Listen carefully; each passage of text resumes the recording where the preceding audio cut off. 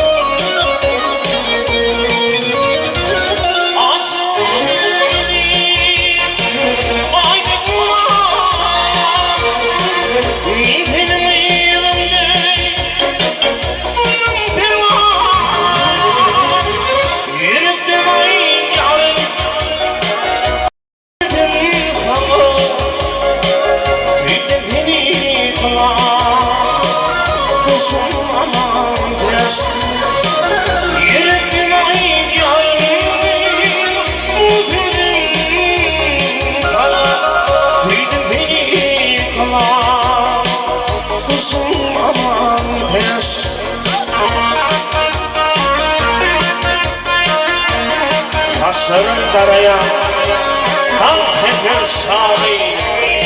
Ağlamayın bugün, kaygılı sağlayın. Gül olup girilsin, yüreğimin tayin. Süydün seni, kanas başına mantık.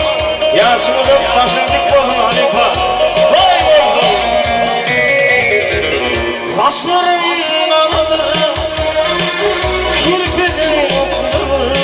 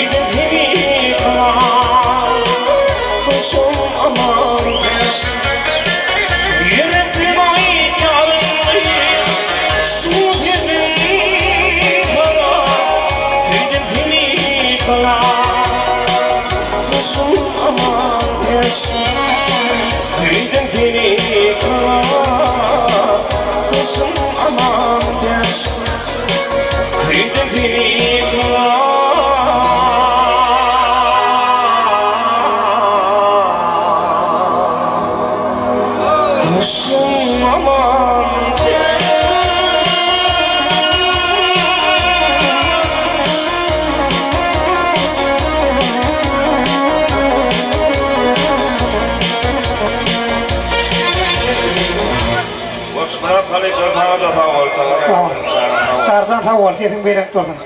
Ömrüň bolsun. Toýlugyna ýar bolsun.